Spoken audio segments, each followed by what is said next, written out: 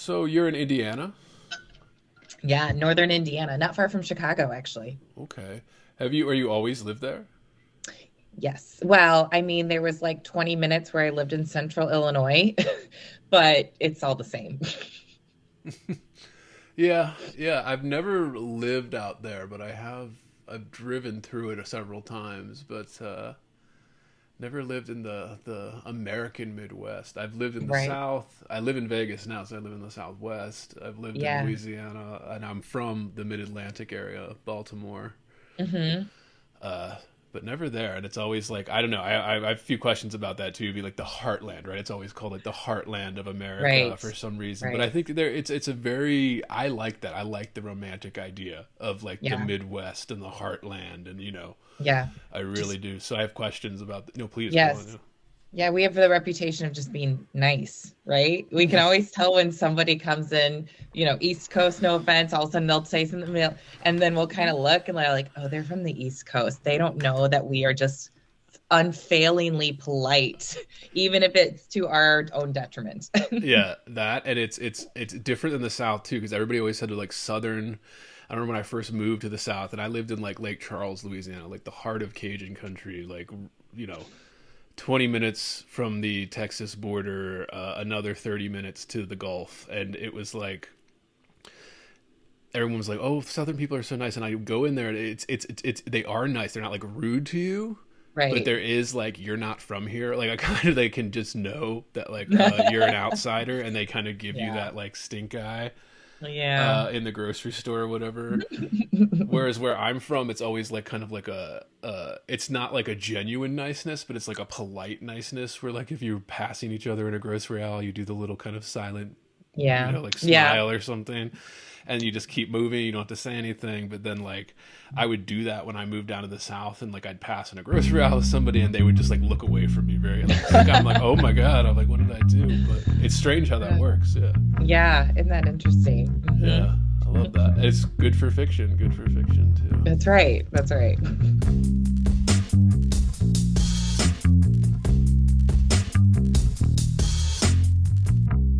Heavy. Bored. Heavy. I am heavy, heavy, heavy. Bored. I may say that the male is entirely hostile. No! Inner Resources. life, friends, is boring. We must not say so. This is Andrew Wittstadt, and you are listening to Heavy Bored, and we're recording this on May 1st, 2025. My guest today is the author Meg Hamand. Meg is a former columnist and journalist at various outlets, online and off. She holds degrees from Indiana State University and Indiana Wesleyan University. She's been published and awarded for her short stories mostly, but Meg has just published her debut novel, Diamonds in Auschwitz, out from River Grove Books just this past March, about a young Jewish girl who finds a diamond ring in the mud at the gates of Auschwitz during World War II. A diamond engagement ring. Publishers Weekly has called the book a novel of clear-eyed resilience. And Meg writes and operates a blog on her website detailing her story of publication, parenting, family life, navigating being a writer in today's world, and much more. She married her high school sweetheart, and together they live the American dream in northern Indiana. And it's a pleasure to welcome Meg Hamand onto Heavy Board today. Meg, thank you so much for coming on Heavy Board. Thanks for having me. Of course. We like to start this off with the same question we ask all writers, which is, what was your childhood like? Where did you grow up? What did your parents do? How did these early years start to form Meg Hamand? Yeah, grew up in northern Indiana, just like 20 minutes from where I live now, in a very, very small farming community. Actually, the town's name is Hamlet, so that tells you how small it is. So I've got two older siblings and great parents who, went to all of our activities, were really involved in everything that we did. I love to say that, I really came from a family of strong women. So my great grandmother went to college, was a teacher, which, thinking of that generation, quite unusual. My grandmother went to school, has multiple degrees. My mom's school has master's plus 10 as a teacher. So really inspired by strong female women in the family, and have always been really supportive of anything that we did. So I think growing up, I wanted to do a little bit of everything. I played the sports. I did the theater. I was, of course, really passionate about writing. So did a lot of, at the time, journalism. So high school newspaper, I worked for the local newspaper as a sports writer. I think I wrote my first quote book when I was like 10. And it just always felt really, really supported in that. So when I went to school, when I went to college in Indiana State University in Terre Haute, went to school for journalism, and really quickly had met with an English teacher. I mean, I were like a couple weeks into school, and she said, "You should not be a journalism major. You need to be an English major. You want to be a writer, clearly, like you just need to commit, and that's what you should do." So I switched almost immediately to English with creative writing and journalism minors. And, so that was my undergrad experience, creative writing and newspaper. I worked for the university's, public publicity team, working, doing press releases. And at the time, I remember doing like a very short vlog, which was so new. I won't say how old or how long ago that was, but it was very, very new. And they paid me with the original iPod, right? With the spinny dial. Yeah, that was so, because I was a college student and I didn't have a lot to say. So they're like, "You do this vlog for us for like a couple months and we'll give you an iPod." I'm like, yes. So just really finding all these different ways to try and be creative when I was growing up. Now, get out of college though, and was working as a writer for a magazine. And for many reasons, it was an awful job. I mean, really, really terrible job. I was the only journalist for a 250-page haunted house magazine.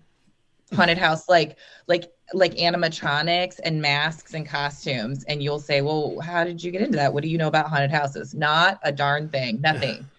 I just got stuck doing this. And it was such a terrible job that I was willing to do anything to get out of it. And I went into finance, right? Because if you don't know what to do, you should be in banking. So that's what I did. And that's what I've been doing for 17 years. And I think I finally just got a place in my life where I had the energy outside of work and regular family life that I could devote to, being creative again. And that's how I finally worked my way back into, I want to be a writer. And that's where I want to spend my energy. Absolutely. Are you a millennial? I believe. Yes. Mm-hmm. And I like millennials. I mean, I'm a millennial, so we always get a bad rap. So I like to clarify for everyone that we are the current generation doing things right now. Nice. We are of age, and everybody confuses us with the younger generations. It's like, no, we're in our 40s, most of us, late 30s. We're not the young kids anymore, slacking off. You said you were the youngest of three. You have two older siblings? Brother. Yeah, older brother and older sister. Okay. Mm-hmm. Yeah. That's interesting too. And then you said you had an idyllic childhood in the Midwest growing up. Yeah. That's one thing, like one common theme. Of course there are people we've had on and may go, whatever, divorce rates 50% or whatever and stuff like that. And so everybody obsesses over that. I'm like, but you never hear about the 50% that's like, well, everybody's parents stayed together and you were raised in this kind of idyllic kind of millennial 90s, early 2000s childhood. It is kind of crazy. Like the number of I don't know, maybe it's just the reputation or something. Writers always, oh, my parents were alcoholics and my dad never hugged me. So that's why I became a writer. But it's like our generation's quite different. I know, actually, most of us had great childhoods, especially our generation. It was, Disney Channel on. We were Disney Channel kids. Very safe neighborhoods. The crime wave of the 70s and 80s was over. I don't know. That's fantastic. And you said your mother was a teacher? Yeah, my mom taught elementary in our school system. My grandmother taught high school, and my grandpa drove bus. So us kids were getting away with nothing. We got Right. away with nothing. Not that we really tried a whole lot, right? Like I was a pretty good kid, but there was no chance. Yeah. What did your father do?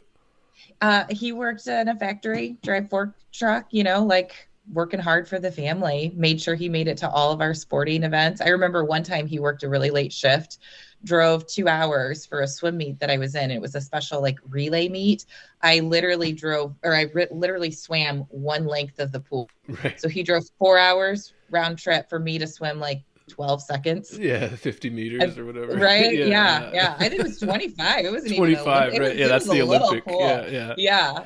And I just remember like sitting there going, I feel so bad, but that was the life that I had with my family. Is my dad was not missing events and my mom did not miss anything. And Yeah. That's why I like to capture that type of story too, because I think it's one that nobody talks about. Probably because, it's easier to talk about the negatives than it is about like the positives and stuff that everyone will talk about. Like, oh, I had a bad childhood or I came up in some terrible neighborhood. It's like, well, a lot of people didn't. A lot of people didn't actually. Actually, a majority of the country didn't. When you're so well taken care of like that, I think it gives you that freedom to be creative. Like that Maslow's hierarchy of needs, like all of my needs were met. So I had that freedom to say I wanted to be a writer, poet, or newspaper, all these starving artist type things. My sister actually has an English degree as well. And so I sit there looking like what was going on with these girls, these sisters that both just, wanted to live their lives in books, basically. Right. Yeah. Yeah. That's fantastic. That's fantastic. And going off of that, I mean, we always like to ask, when did reading and writing come into your life? And you said it was quite early. Yeah. I don't remember not loving books. Right. Yeah. I did a book event not too long ago and people were asking about, when I used to read a lot of classics and I still read a lot of classics. And my mom kind of interjected and she's like, she wouldn't read anything else. So, okay, millennials here. Do you remember Wishbone? Oh, yeah. Right? And he did like the remake of classics. He had a book series. He, like the dog, had and a he book even series. did a Sherlock Holmes series, right? Where he was like Sherlock Holmes, and they read old Sherlock stories. And I loved Wishbone, and so even from whatever that would have been like 3rd, 4th, 5th grade, I would only read Wishbone classics, and then quickly upgrade it to just like the real unabridged classic. So that was pretty early, and I very clearly remember in 5th grade I wrote this god-awful poem. I mean, it was so stupid, really bad. But my 5th grade teacher had faith in me and entered it into like, those poetry anthologies, which I did. One was like a pay to play. This one was a little bit more selective. And so I really felt pretty good about myself. And I think that was the first time like seeing my name in print and seeing like something that I had created out there for all the 7 people that I knew who bought the book. And so that's what got me started. And after that, I was like, I'm going to be a writer, whether that's newspaper, whether that's fiction, nonfiction, that's what I want to do. That's fantastic. Yeah. Going off of that too, like we like to ask, what were some of the first writers you were enamored with, or, who are your go-to inspirations or idols in the literary world? From the beginning, I always loved John Steinbeck. I love East of Eden. It's a favorite book of mine. It's kind of got everything. But even like his memoir, I think it's Travels with Charlie or Life with Charlie, with his dog, his French poodle. That's a fantastic book. He's just got so much character in how he writes. So I love John Steinbeck. One of my go-to books still is Gone with the Wind. So, living in the South, you'll kind of understand that. I just love how there's a lot of mystery in my mind about just the making of Gone with the Wind, both the book and the movie. Oh, yes. Just really fascinated by these people that created such masterpieces. Margaret Mitchell and Vivian Leigh, and then didn't ever wanted to talk about it. Like just wanted to like, I did that. Let's move on to the next thing. And then they didn't really do anything next. Right. So I love Gone with the Wind, but like the characters are so complex and, fundamentally unlikable, but yet you love them and you're cheering for them. So that's a big one. Nowadays, I read a lot of Eric Larson. Okay. I love Eric Larson. I have one of his up on the shelf. Yeah. Oh man, everything he writes is great. The Devil in the White City is Devil in the White City. Popular, yeah. I really liked Isaac Storm, which is one of his first ones. That's really great. I love I love the Red Rising series by Pierce Brown, if you've ever, and I'm not really a sci-fi person, but that's just so wonderfully written and constantly has me guessing, even though I've read the whole series probably 2 or 3 different times. And then, of course, I love historical fiction, which is what Diamonds in Auschwitz, my book, is. So any type of historical fiction, older, newer, you name it, I'm probably reading it. I love to read about like really unknown people or events in history. So of course I read a lot of Holocaust fiction, but I don't want to just read about the big story anymore. Like I really want to get like detail, like micro stories of like this really specific person that no one's ever heard of, and like dig into what they did, because there's still so many untold stories in history of real people that even when you fictionalize it, we learn so much about them. Yeah. Yeah. And I want to get to with you about I personally try to bring back this sense of romanticism. And I think there's too much cynicism in the world at large, but also in literature right now. Mm-hmm.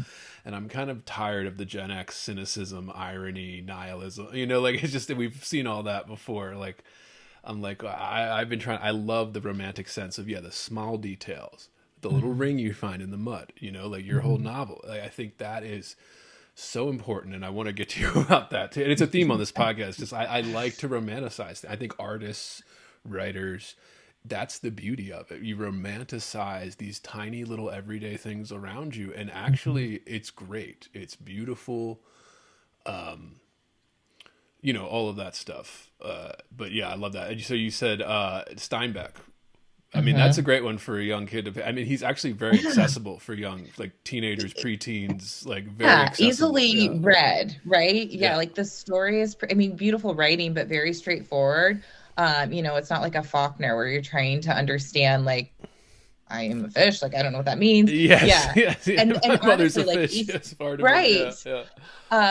East of Eden has so many like really cool things, right? It's got like love affairs and cheating and lying and killing, and I don't know, it just has like really all those big elements that you want of a story. And then it's retelling a Bible story, which talk about go back to the classics, right? Yeah absolutely. So that's a great one. Gone with the Wind.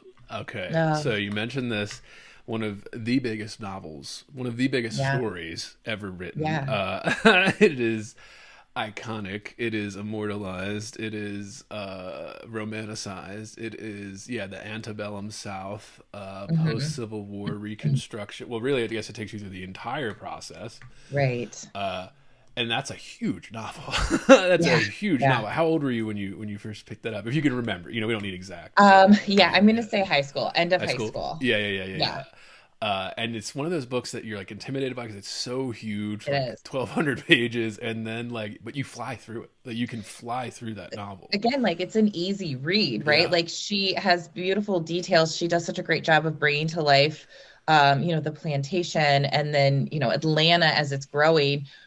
But really, it reads pretty easily. So, and again, you've got war, and you've got Reconstruction, and you have the KKK, and you have love, and you have love triangles, and segregation. You got everything. Yeah. And then part of that book, you still have the slave dynamic. Yeah, very huge, because it encapsulates this history. And I want to talk to you about wars and kind of historical backdrops. And that's a theme on the podcast too. I love stories like that. But yeah, I think that's a good one. It's a fun one to pick too. And I'm that's one of those stories. The book itself and the movie itself here, it came under fire recently for certain themes, and I just think it's one of those ones that needs to be defended on the artistic merits whenever I get a chance. Yeah, it needs to be defended. I know. Sometimes I hesitate to say that I love Gone with the Wind, because I feel like it's maybe is not aging well, and I definitely understand the criticism that it comes under. Right. But for me, it's the character development. Like if you've read it, Scarlett is very unlikable, and I can't stand Ashley. And really, Rhett Butler is quite questionable as a moral character, but yet I love them all, and I want nothing but good things for Scarlett, even though she's kind of terrible. So for me to be able to write such true characters that your mind tells you should not like, but your heart loves, like that's the epitome of being like a writer. isn't it? Yeah, absolutely. And I think stuff like that too, like, what's the rule of drama? I think it was a playwright who said this, where he was just said, nobody wants to watch someone almost do something bad. Like nobody wants to watch that or see that. They want to see the character do something bad or betray somebody. That's the drama. Yeah. That's Yeah. drama. So like you can't Things have are these, boring. oh, they're unlikable. It's like, okay, yeah, like it's supposed to be like a tension. It's supposed to create tension between the characters. It's like, what are you talking about? Yeah. It's a fantastic American novel. We should hold it up. Going off of that too, Scholastic Book Fairs always come up on this too, because that's such a millennial thing, but it's also, I wanted to ask you about Jane Austen. Pride and Prejudice is mentioned in your bio on your website. You said you named your dog after Mr. Darcy. Yeah, I wanted to ask, is it just Pride and Prejudice or all of Jane Austen? And, and I know I have long questions here, I apologize. And it says, and what is it about Jane Austen that draws you in? Okay, so Pride and Prejudice, definitely.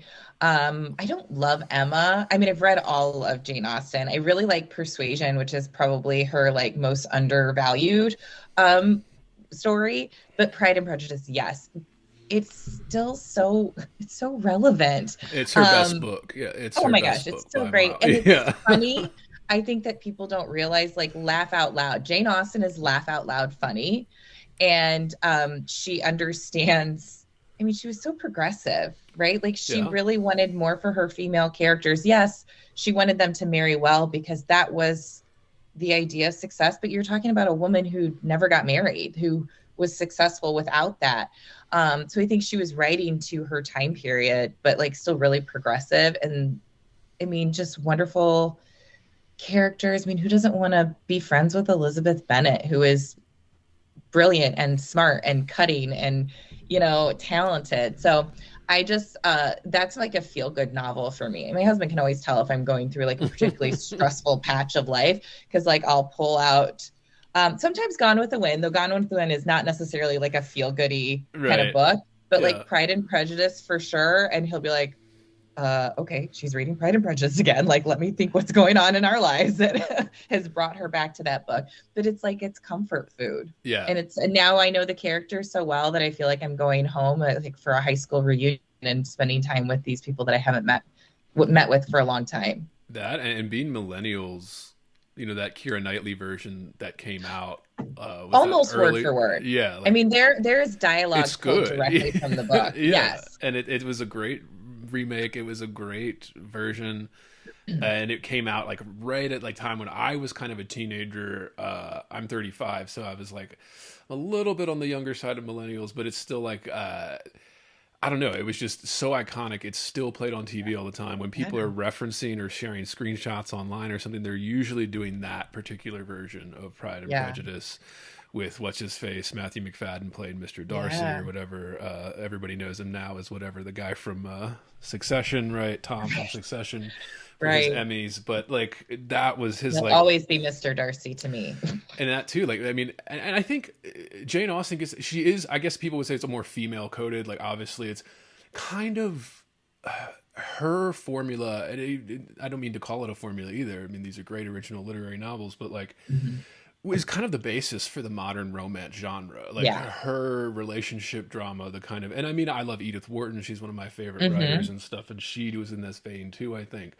And I want to get to you about, love stories and stuff too, because that's a huge part of your novel. And I just think fiction in general and humanity. I mean, this, I don't know, because I feel like whenever we're talking about story, we're talking about fiction, we're talking about iconic things that we love or inspire us. I feel like we're talking about, fiction and art making and all that too, but we're also talking about humanity itself, like we're talking about these huge feelings that everybody feels, which was part of the reason we're so drawn to fiction. But I love the Jane Austen stuff because, I just had my first kid, my daughter, about 8 months ago, and my wife is already like very into like, oh, I can't wait to show her these kind of Pride and Prejudice and I'm an Edith Wharton fan, so I'm like, she's definitely be reading Edith Wharton as soon as she's old enough. All that. It's a Vanity Fair going right from the beginning. Exactly. But I think that's, yeah, it hits something in us, you know. I guess that's what I'm getting at. I want to ask you this. Let's just ask it now. We bounce around sometimes on this podcast. It's no problem. Love stories. You know, what is it about love stories? You know, why are we drawn to them? Why are you drawn to them? You know, why are they always so popular? Why are they so timeless? And we don't need to, this is not a podcast where we need, I know that's a huge question. So this is not a podcast where we need definitive answers, but just, you know, your thoughts on this. What draws you to them, or why you think we are drawn to love stories and stuff like that.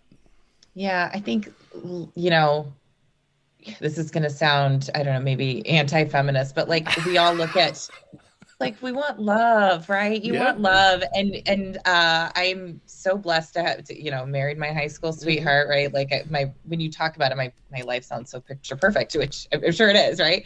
And so even though I want to read and I want to read other people find their love story, and, you know, I'm a rom-com fan, obviously more so with movies. I don't read as many like just rom-com romantic books, though. When I am feeling stressful, or I've just come off of a really heavy book, or I just wrote a heavy book, Diamonds in Auschwitz, right? Yeah. I need to spend a little time with the little, you know, in that area, in that genre. So I just finished a Lucy Score and an Emily Henry book right back to back, which I wouldn't usually do. I like to kind of space out my genres, but it just was like, that was the mood, and that was what was calling me. And I love the banter between, you know, in romantic books, the banter between the characters. And when you read it, their problems seem so easily fixed, right? I just finished, what did I read with Emily Henry? It wasn't her new one. It was Funny Story. And they feel like, and she really hits on some true issues that people struggle with. And I loved that. Like, it was very vulnerable, but read in like kind of a funny, like standoffish way. Like, I can laugh about this woman's pain. But also, as I'm reading it, I'm thinking like, this is such an easy problem to fix. Like, why are we making this so difficult? And then I think it just puts all of our issues into perspective as well, right? Like, there's some pretty heavy books that you're just like, I don't see how the characters are ever going to come out of this.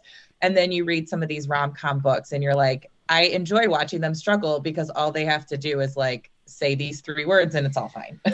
Yeah, and rom-com itself, too, I feel like is kind of like a genre that's been forgotten in the last 10, 15 years. Even movies that you mentioned, like, so I remember growing up, like, yeah, as a teenager, there was a hit romantic comedy probably it felt like every other weekend or like every month or something. There was just a hit, you know, Matthew McConaughey or somebody before he did his little switch to, you know, serious acting roles or whatever. He was like the cute hunk guy or whatever with his shirt off with Sarah Jessica Parker or whatever, you know, like we something. have the best movies. Yeah. Like there was just the romantic, and I think this is where I mentioned the cynicism stuff, where I think this kind of turn away from the kind of funny, lighthearted, usually classic. I mean, there are some really classic romantic comedies that you can point to.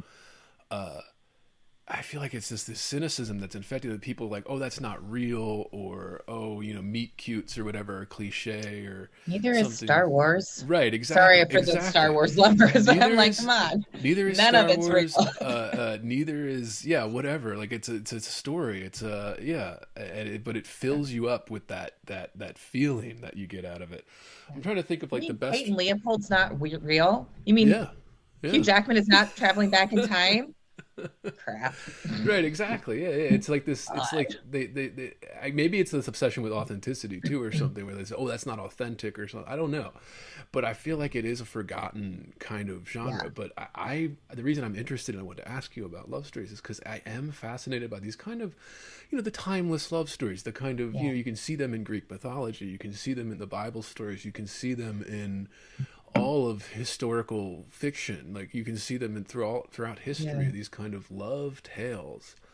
And maybe it's one that's universal, everybody feels it for the most part, so maybe that's why it resonates with us. But I was just like, there's just something about, you know, I'm gonna keep bringing up Edith Wharton because she's one of my favorites, but like, you know, when I'm thinking like Age of Innocence or something like that love story where it's almost like a tragedy at the end, where her stories almost don't have happy endings, you know, like none of her stories have happy endings, but there's still these great dramatized love stories for them. That's like the bulk of the drama, you know, and then gossip in between and stuff. But like, I think like the Age of Innocence, like, why is that ending so heart wrenching? It's because like, it's like, I don't know, like it's right there. Like you could do it, and you're too afraid to do it. And I don't know, it just that love, that just set up. It just takes so much skill to set that up and make you feel that as a writer.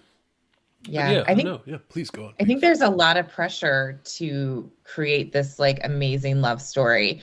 So honestly, there's a love story portion, part of my book, but I guess that wasn't for me. Like I wouldn't sell this as a romantic book in any way. Partly Right. because I don't think that there's enough time with those characters to really like appreciate the love.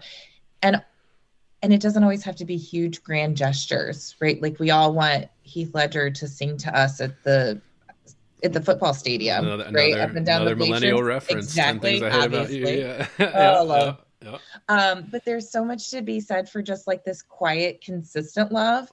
And I think really, when I was writing Hannah and Samuel, that's what I was looking more for. Like they were just each other's safe place, and a lot of their most, impactful conversations were not conversations at all. It was just time together, being comfortable in the quiet, being comfortable just, touching one another, having some sort of physical connection.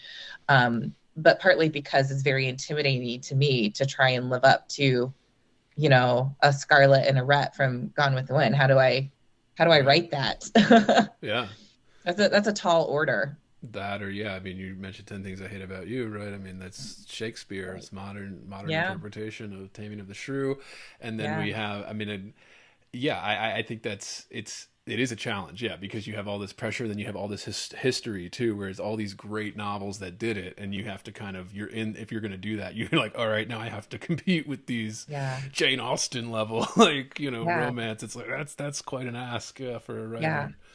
And if you're trying to get the reader to buy in that like everything is happening because the love of these two characters is so strong, again, that's a lot of pressure to prove to the readers that the love of these two characters is that strong. And you have to do that. Like you only have so much time in the book to like establish that love before you try to break it up.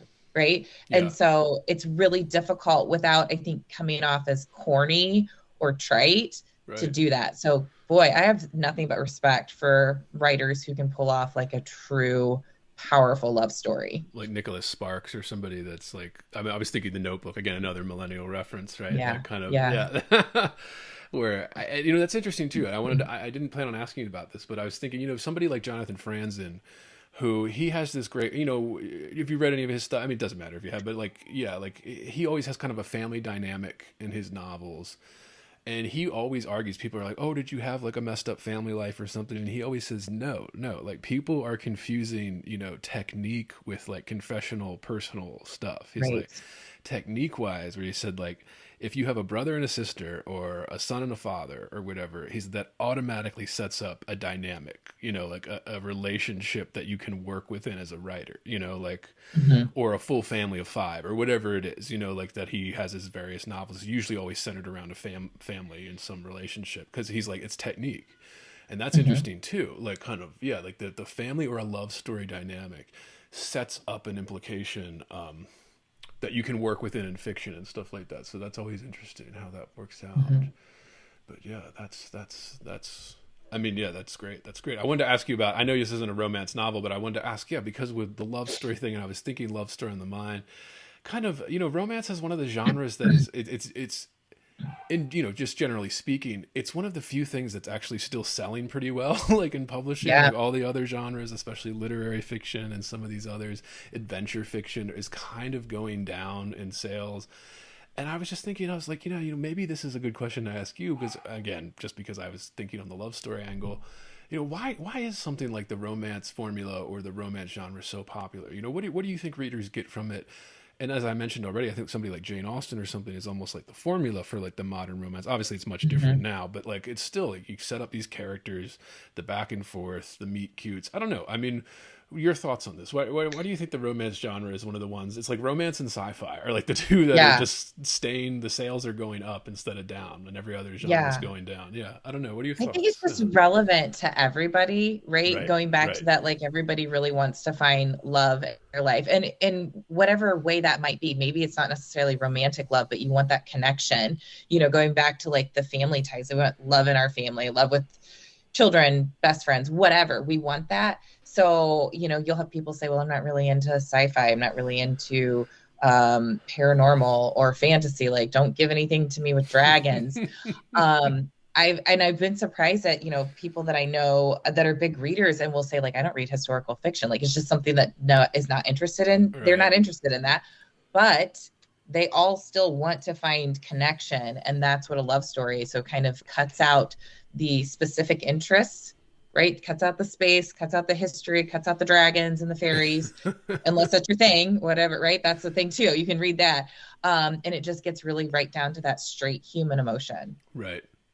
Yeah, that's an interesting way to put it. Yeah, how it kind of gives everybody that thing they're looking for. At least, yeah, and we talk about this all the time on the podcast, kind of formulas and stuff like that. Like when you're picking up a Danielle Steele, you're picking up a Stephen King. So you know what you're getting. There's like an expectation created by like a writer's style and like big name after a while, and you comfort in that kind of formula, I think. Or knowing that you're going to get this kind of romance drama. I guess I'm saying stuff, these writers are all old now. Danielle Steele and Stephen King. I guess, what is it, the TikTok woman that's doing that now? All those romance books, like, I can't think of her name, but everybody knows who I'm talking about. That Mormon woman that is writing all those romance novels and is blowing up for... I can't think of her. I can't help you. Everybody knows who I'm talking. God, yeah. Colleen Hoover. That's yes, Colleen Hoover. I knew she was Mormon. Yeah, for some reason. But yeah, I don't know, just interesting to me how that works with these genres. And moving on to that too, I wanted to ask you about storytelling in general. And you mentioned already kind of being drawn to stories and stuff like that. Mm-hmm. What is it about storytelling for you? What drives you toward it, or rather, pulls you toward it? Yeah, I really like to, I like to write what I wish I could read, right? And that's I did not come up with that. I'm not that original, right? But so we'll go into Diamonds in Auschwitz for a second. Yeah, please. I was inspired to write this because I was reading Wendy Holden's Born Survivors, which is a nonfiction book about women who were pregnant when they were sent to Auschwitz, and it's their story of giving birth and trying to nurse a baby in these awful conditions. Right. But tiny little parts, she said, like one of these women had held on to her family's engagement ring through the Nazi occupation, through the ghetto. They just got to Auschwitz, and she's like, I am not letting the Nazis have this ring. I don't care what happens to it. They're not getting it. Right. So she drops it as she's like going through the selection line. And that was it. That's all they talked about. I think really quickly they mentioned she looked for it in the ground when she came back 50 years later, didn't find it. Shocking. And I was like, but who did find it, right? Like somebody picked that ring up. What did that do for them? And so that's where Diamonds in Auschwitz came from, is I had all these questions about this ring that's, now in my mind, it's in the mud, and what that could do. And I didn't get enough of the story of how the woman held on to the ring. Like it's just this little tiny thing of resistance that she did, but how did that fulfill her life and give her purpose? Like, I'm keeping something from the Nazis. They've taken everything from me, but I still have this ring. And so I just had a lot of questions of like what that was like. And so that's how I wrote the book.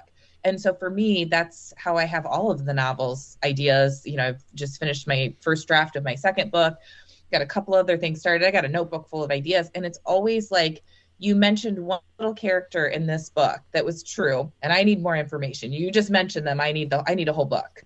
Or tell me more. How did this happen? Where did this come from? And so that's where I'm trying to dig into. I need more. Yeah.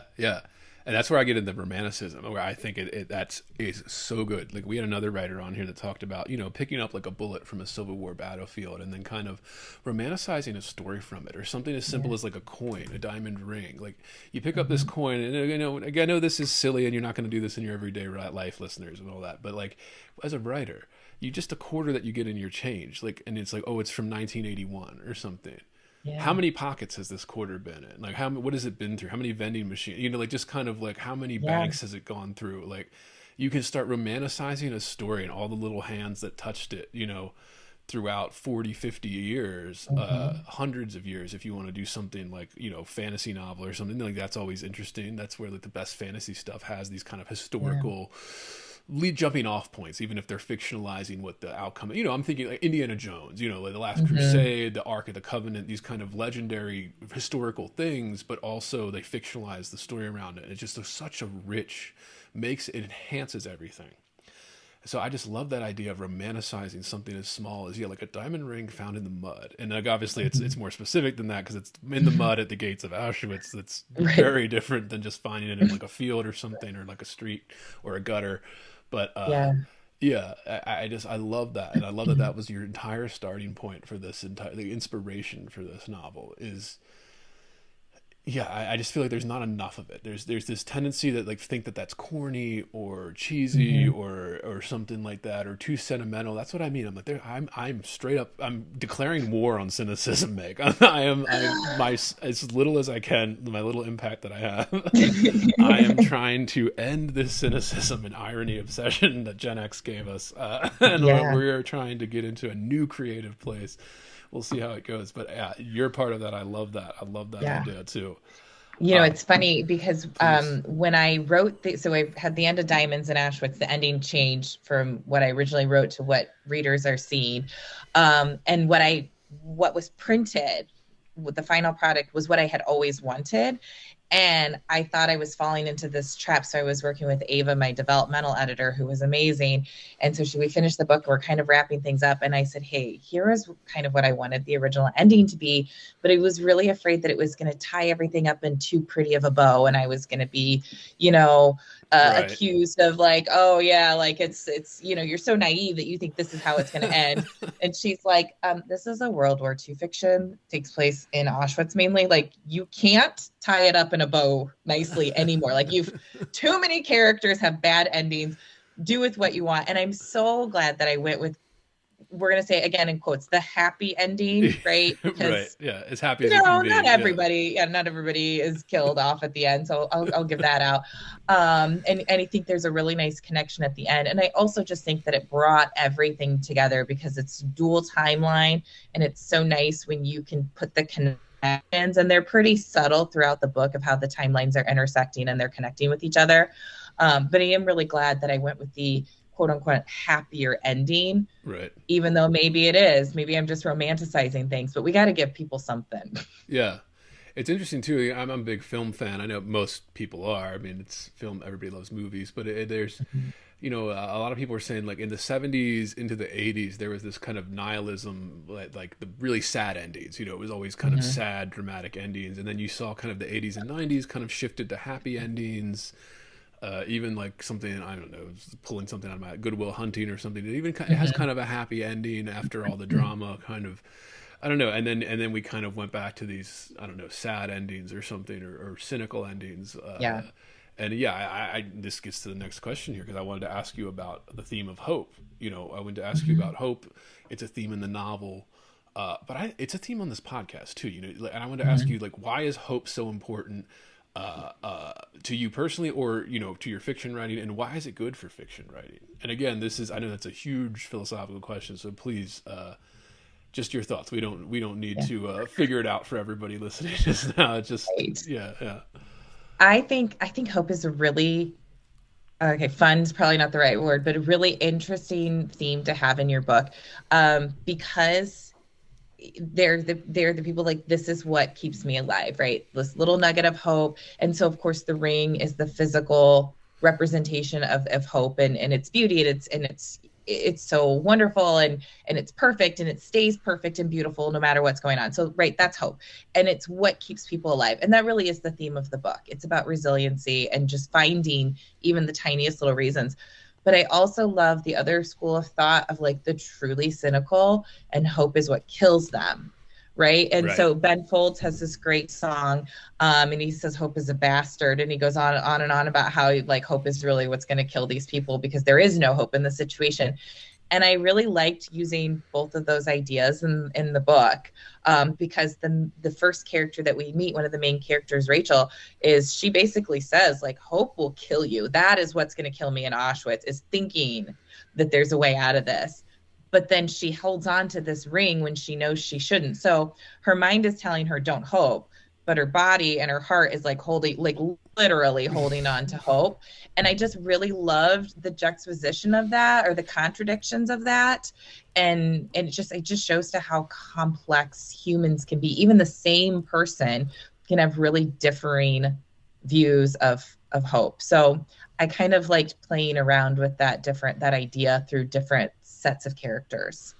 Yeah, and I think it's a romantic, and I mean it, of course, romantic in terms of romanticizing something like this. Like, I think hope itself, like, I'm thinking of, okay, we think of the big Holocaust, I'm thinking of Elie Wiesel and stuff like Night, like this, and that's somebody like Elie Wiesel who lived through it. Like, how do you survive something like that without, even if it's fictionalized in your own head, like there's no reason for you to have hope. How the hell do you wait? Like, how do you get through that without having just a sliver of this little emotion that we can create in ourselves of hope? You don't, if you don't have hope, you do just end up not getting through it, or letting yourself succumb to the tragedy of it, or the horrors of it and all that. So yeah, I'm just fascinated by that and kind of hopefulness. I don't know. I mean, I feel like maybe, and I wonder maybe part of the reason that everybody's so cynical now is a lack of hope. And of course, I'm generalizing by that. Not everybody is so cynical, but I mean, just the lack of having something to hope for, and whether that be a love interest or something like that, or whether that be a career, or whether that be a job you really want, or we can make it as small or as big, as the high stakes as your novel, right, where you can go that far, or you can go so small, just a little bit of hope that you're going to make it through today or something, if you're having a really bad day. I don't know. I mean, it's these little things that, like you said, and it's contradictory too. You could be in the worst situation of your life, and actually it's irrational to have hope, right? Like, if you're being a completely rational person and you're in an awful situation, like an internment camp in Nazi Germany, it's I don't know, it's almost irrational to have it, but without it, you couldn't get through it. And it is, that's why I'm so fascinated by it, maybe. But I love that your novel captures it. Please. Yeah. And it's such a natural, like, survival technique. So in Auschwitz, we've got Rachel, who is trying to shut down. She says she's living in a mental fog. That's what she wants. She says, we're all dead. Why should I talk to anybody? Why? Because dead people don't talk. And then she meets Haya, which is a 9 or 10-year-old girl who she can't help it. She's hopeful. She's playful. She's curious. She is friendly, and she's got nothing but smiles, and she sees the bright side in everything because, her life has been pretty terrible, without giving a lot away. At one point, she even says, kind of near the end of the book, when things are bad, like, Auschwitz is better than where I was before. And so, why is everybody so, at least here I've got Rachel, I've got people to talk to. And so Haya also is kind of like that embodiment of hope. It's like, you try to stamp it down, you don't, but like, you really can't fight it. It's just so natural for humans to try and find something to hold on to. So I loved writing Haya because she just was so innocent. She was a blank slate. Because even though she's like 9 or 10, she spent her formative years in a cellar kind of by herself. So she like doesn't know anything. So to be able to write an older, not older, but 9 or 10, we're not talking about a toddler, but kind of give her like this blank slate of a toddler's mind because she just hadn't been experienced with anything. That was a really fun experiment for writing, to do her point of view. Yeah. Yeah, children are tough too. Children are tough to write. Obviously we're all children and we can think back to, but it's always, hindsight 2020. It's easier when you're looking back, when you're like, oh, when I was a kid, maybe I was thinking this, but it's always, I always say, like, somebody like Stephen King, I think, writes children pretty well. There's some authors that do it really well, and there's some that, like, it's tough to do. It's tough to get at that. Maybe it's easier. I think it is easier once, I just had my first kid, so I'm just comparing it to that. So it's like, once you have a kid, It's a little easier to get into their head yet because you're seeing their reactions to things. You're seeing how they walk. You're seeing all this kind of, like how they're thinking, how they're rationalizing things when they talk to you and stuff. And maybe it becomes a little easier when you have a couple kids and you're around them all the time. But I don't know. That's it's a tough for one. sure. My daughter is 13, so she was like nice, 9 and 10 when I was writing Haya, and very naturally playful and curious, and like one of those kids where we used to say you have to go, sit on the stairs for timeout because you couldn't send her to her room because her room is too cool. Yeah. And she'd sit on the stairs and she'd like be playing with her fingers or like like little bits of the carpeting. And I'm like, you're in trouble, be miserable. And she would just, she could not make her miserable, which is great. I sound like a terrible parent, but I'm just trying to discipline my child. And so a lot of like Haya being in Auschwitz and finding like, playing with clumps of mud and jumping her fingers through the shades and the sunshine patches, like literally watched my daughter do this when she was supposed to be in trouble. So it was easier to write that because I kind of like look off to the side and see, all right, what's Lucy doing over there? Yeah, that sounds like something Haya would do.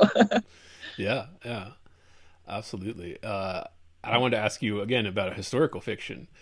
And, your novel covers probably the historical event that looms largest in the world, the Holocaust. And this is another theme on the podcast where we're interested in historical kind of backdrops to novels and fiction, what it does, technique, and I think, broader than technique too. But like, how did you approach it? How do you approach writing historical fiction? And how do you even approach a topic like the Holocaust, or how did you... How did that come to be, and how do you use it when you're trying to do like a historical fiction project like this? Yeah, I thought I knew a lot about the Holocaust because, again, big reader, fiction and nonfiction. I'm like equal across the board. So I thought I knew a lot about it. I knew I needed to get into some more specifics of where my characters were before they went to Auschwitz. Well, also, I didn't know enough about Auschwitz. I ended up doing way more research, but I'm thinking in my head when I'm starting this out, like, I got this part. I've read enough books. And it gave me a generalization. But then when I wanted things to be very authentic. So, I mean, don't look at my Google search. I can't tell you how many times I was like, okay, I want a map of Auschwitz. I want to know where the barracks were. Were they stone? Were they wood? Was it hay? Was it a blanket? Like, I wanted to know all the details because I wanted to be really authentic. So that was still like an area that I didn't know anything about. But once I knew what I wanted the story to be, I started looking into like what geographical regions filled into Auschwitz. And so that kind of took me to Prague. And I knew nothing about Prague, but I was like, okay, well, let's see what's there.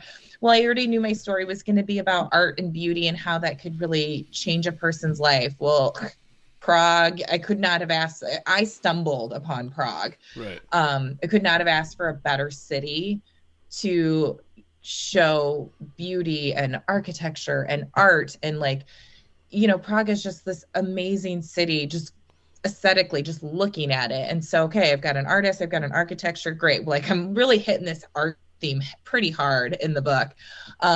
And so then I start researching about Prague, which was so fascinating, and its place in World War II history. The city was basically left alone for the most part. At least, there wasn't bombing. There was no major attacks on it. The Nazis came in, they took over, they were terrible to the Jews, but the city as a whole was really well protected. So that was kind of, again, that difference of like, everybody else seems to be basically living their lives, and then these terrible things are happening to the Jews. So I loved that I kind of ended up in Prague. And then that took me to Terezin, which is the ghetto, the Jewish ghetto outside. It was a fort town right outside of Prague that the Germans ended up turning into the ghetto. And oh my goodness, most people probably would have started with Terezin and had figured out the story. I'm kind of, again, stumbled into it. I lucked into it, started researching Terezin. It was mainly populated with artists and musicians and college professors because it was kind of branded as this like great place for like the most amazing Jewish brains to go, right? Like cultured and here's a safe haven to ride out the storm, which of course was not. Right. But so it brought in all these different Jews from that area of Europe. And one woman who came in, so she's featured in my story, whatever I wrote about her is basically fact, besides, you know, she's got dialogue with my characters. She smuggled in bits of paper instead of bringing in clothing and food and blankets like most selfish, normal people would bring in. So she smuggled in art supplies and bits of paper like receipts and torn wrapping paper and bits of cardboard boxes, knowing that she wanted to teach an art class to the children in Terezin. So 15,000 children went through Terezin during World War II. About 100 survived. And she taught this art class to them as a way to give them an outlet for all the horrific things that they were seeing and experiencing. And then before she was sent off to the gas chamber, she perished in the Holocaust. She smuggled all of the artwork and the poetry that the kids had worked on out, and it's on display all over the world, including the U.S. Holocaust Museum in D.C. Right. There's a little area of that, and it was published into a book that said I never thought I'd see a butterfly, and it's all this artwork, and I was just blown away by this story. Again, art and hope and just finding ways to still have beauty when you're in this terrible situation. And that is what kept these children alive. And so I wanted to include that. So it gets to be like a really big part of the story. And I'm really, clearly, I'm very passionate about it, because if you go to the museum in DC, this woman's not mentioned. And I totally understand there are literally millions of people that we cannot, one museum can never give everybody's story. So I get that, but I'm like, this is something that I can do. This woman needs to be, her story needs to be known. What she did for these children needs to be known. So that was really an amazing part. And that's why I like historical fiction. Yeah. To take it even a little bit further, I did a book event in my hometown, and one of my teachers, who's also, you know, friends with my mom, came up to me and told me this story. So I don't mention the name of the book where the artwork is printed that's, you know, available today. She said, have you ever heard of this book? And I said, yeah, I bought a copy of it, used it when I'm writing about the book, writing my book. And she said that she actually had met a child, well, he was a grown man, who had been in Terezin. And so she had this book. She was with her daughter. They were, I think, in Texas. And he was, you know, quite older now. And he was like, yeah, I was there. So he like flips open the page and like talks about like this kid artwork. Like this was a friend of his, and he remembers him like making this picture, and he like signs the book. And I just like am getting chills, because I'd never even met anyone else who had ever heard of Terezin, let alone the art class. And here is a woman that I've known almost my entire life who had met one of those kids that was in that art class. And to me, is just like, this is why history is so important.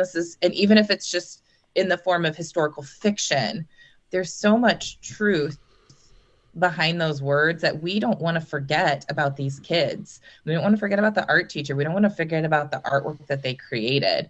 So that is why I just love historical fiction, because it brings that stuff to life, but makes it more accessible to people who don't want to sit through a 500-page nonfiction novel by Stephen Ambrose, who I also love, but not marketable to everybody, right? So if we can write this really engaging story and filter in these really amazing true stories, I think that's how we get history to stay alive.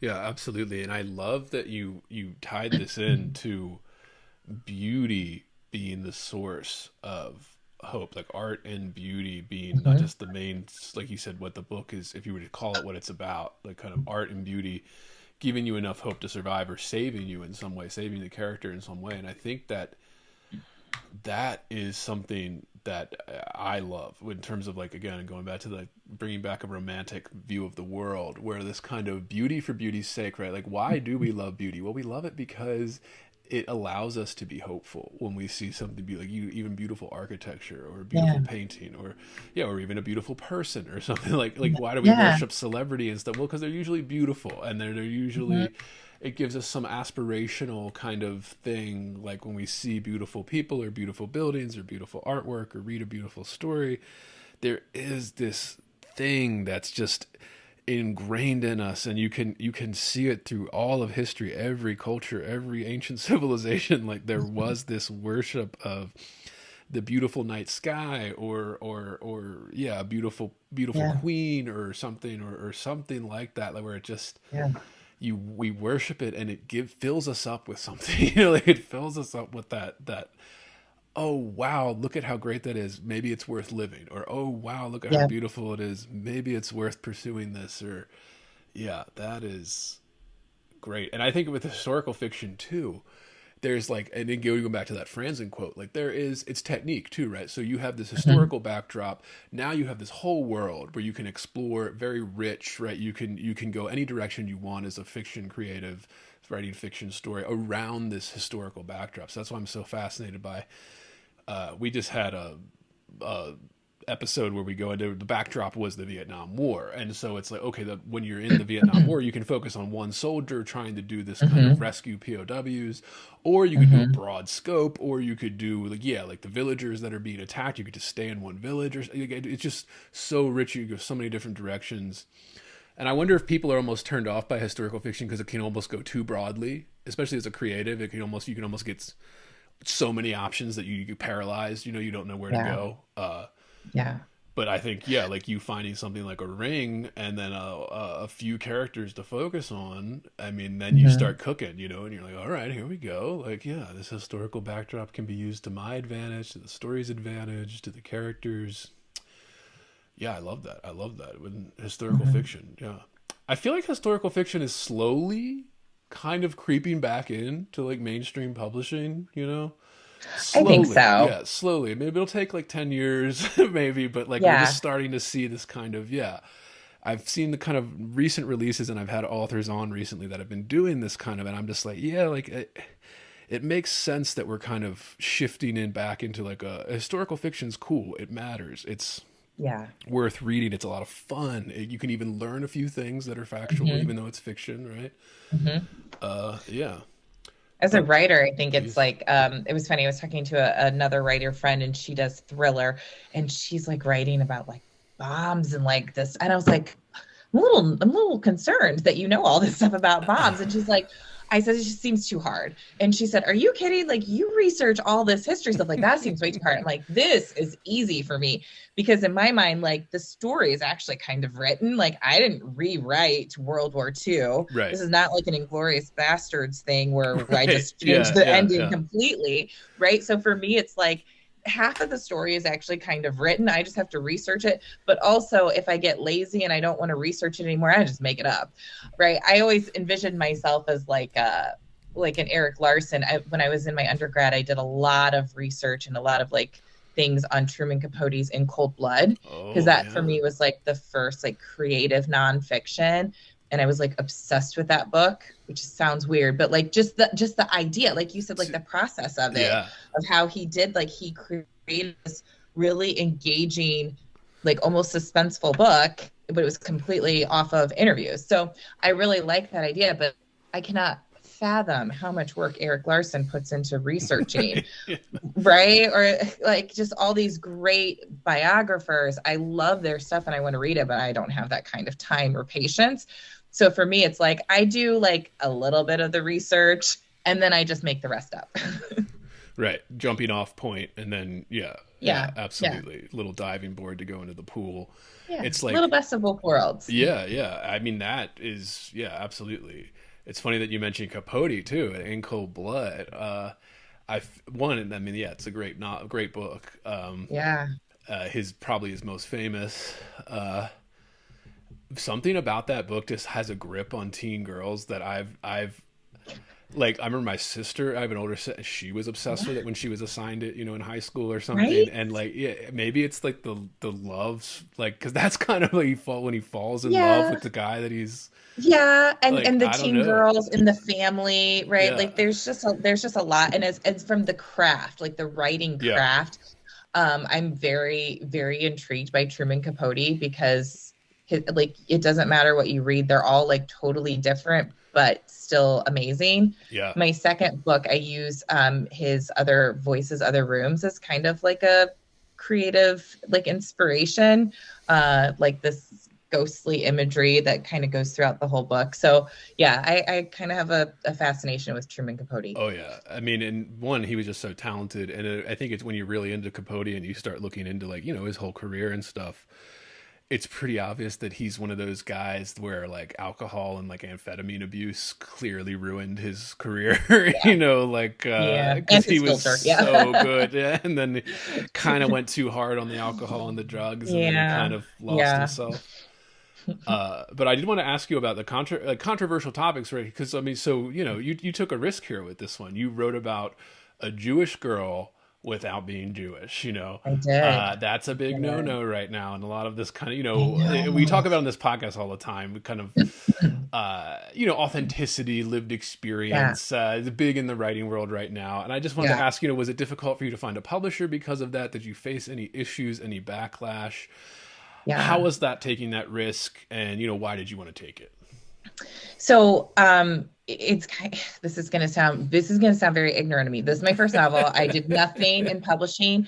I didn't realize that I was stepping outside of a zone that maybe I should have stayed into.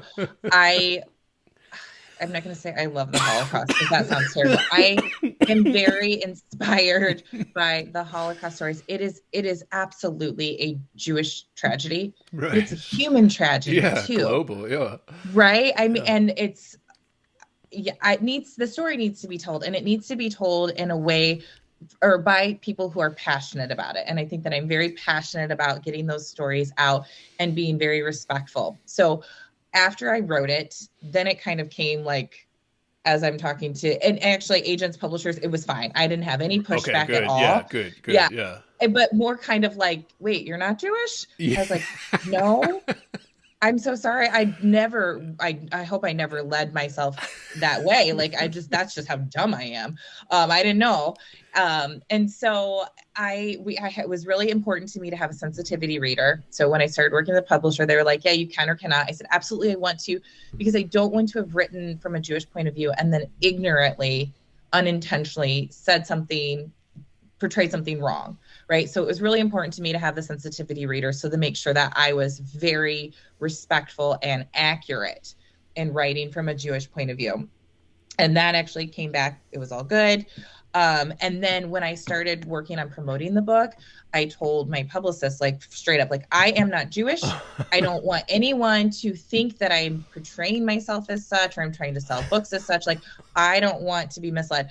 Have you read Yellowface? I haven't read it, but I know what you're talking about. Yeah. So good. Yeah. Read that after I signed with Greenleaf for my publishing, to publish Diamonds in Auschwitz. And okay, what I did is not at all what happens in Yellowface, but it's the same idea of misrepresenting yourself to be a person of that culture to sell books about that culture. And so I was trying to be very, very ultra sensitive that was not coming off because it was not done in any intentional way. But also if I have to only write about things that I've experienced or things that have happened to people that live in Northern Indiana, you'll never hear from me again, right? Like Stephen King is not a serial killer or a crazy psychotic clown, right? So we have to have some liberties to an extent to write. Right. It's not fiction anymore if you're only exactly. writing. Yeah, exactly. Yeah. So, I mean, there are definitely lines in the sand of who should represent which people. I just hope that I did it in a very respectful, accurate, and sensitive way. Yeah. So I guess that's what I have to say. Yeah. No, but I was just curious because I've heard so many stories. Yeah, I've heard so many kind of sometimes horror stories about if you did something like this. So I was just curious, and I know listeners are curious because it seems like it is more of a socially enforced thing than the publisher enforcing it. It's this weird kind of thing. And my thing with when people criticize books for I think it's too easy to criticize a book for something like that. But also I feel like you're not talking about the book anymore. You're talking about something else. You're not talking about fiction. You're not talking about this specific thing. You're talking about something so broad and so much bigger that it's, what can we do about that by publishing a novel? Almost nothing. Okay. We can't do anything through publishing novels for that. But yeah, I was just curious about that. You said you had you did this on your own, hiring a sensitivity reader. How was that? What was the experience like for? It was I think that I've heard mixed things on that too. Yes, I've heard horror stories, and I've heard that it's fine, and I was expecting it to be 100% focused on Megan is not Jewish. All of her characters are. So that was what I was expecting the feedback to be. And it wasn't. Actually, the biggest thing that I got back from the sensitivity reader were 2 scenes in the book that the reader felt worried might be a little too graphic, and that people would put down the book and then never pick it up. And so she was like, I'm torn. I'm not telling you to take them out. I'm not telling you to completely change them. I'm telling you to think about it a little bit more. And one of them has an animal in it, a dog. I have found, so this is what I learned from sensitivity readers. You can get away with a lot of really terrible things, but do not hurt Fido. Yeah. Don't take it out on the dog. So she was like, I don't even, it's not a great situation for the dog. Well, the dog was actually representative of a character who we don't really like. What happens to him is off screen. And so the dog was supposed to represent like his fate. Well, I was already starting to think about changing his fate and maybe later doing like a spin-off novel that goes back to some unanswered characters. So when she was like, maybe don't kill the dog, I was like, that might work. Okay, no worries. So we changed it a little bit. So the dog, it's still not great, but we don't kill the dog.